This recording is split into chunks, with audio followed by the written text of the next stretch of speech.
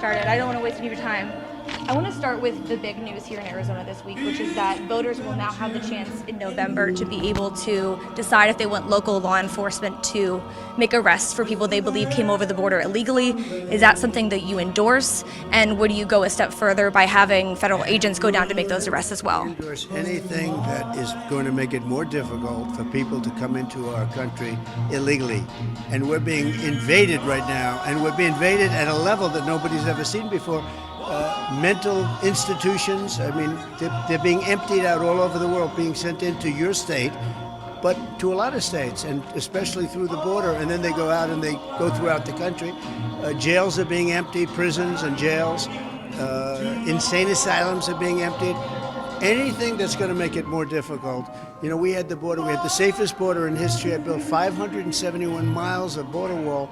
We had the safest ever. Now it's the worst anywhere at any time in the history of this country or the history of any other country. There's never been anything like what's happening. So I'm for tough borders, which I think most of the people in Arizona are also for. Would you go so far as to send down federal agents in the military to make sure that those arrests are happening?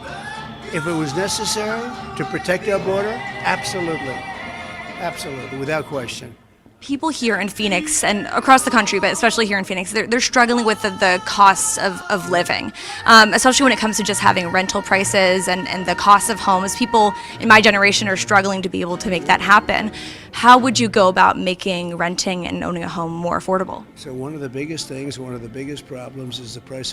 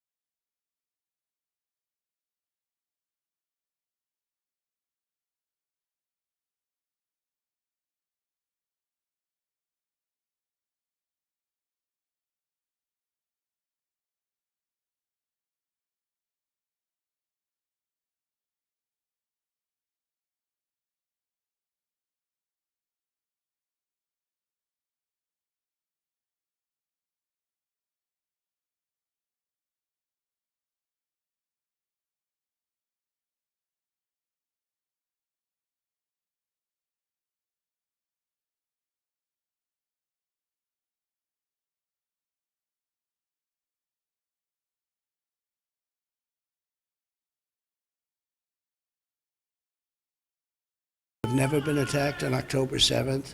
All of these things would have never happened. I mean, we would have had a much different country, but we'll turn it around, we'll make it great, and we're going to take good care of Arizona. We're going to make it very, very hard for people to pour into your state. They're really hurting your state badly. And the crime, look what's happening with the crime. Because people are coming in from jails and from mental institutions. And Arizona is being very badly affected, very, very badly affected. So we're going to take care of it. We're going to take care of it fast. I had the safest border in the history of our country. Now we have the, I think, probably the most unsafe border at any time, anywhere in the world. There's never been a border where they allowed 18, 19 million people to pour into our country. And we're going to take care of it. We're going to take care of Arizona, one of my favorite places. That's why I wore this tie, nice and bright, for the sunshine. It's very sunshiny out there today. It's pretty nice. I'll tell you, you have thousands of people out that can't get in.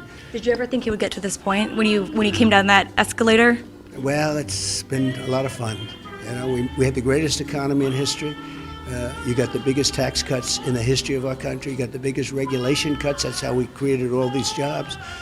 All of the things, we rebuilt our military. And yet I had no wars. I defeated ISIS 100%, but had no wars. And people said, man, that was amazing. It was an amazing 4-year period. And we'll do it again. We'll do even better. I want to respect their time out there. Thank you, Mr. President. Welcome back to Arizona. Nice job.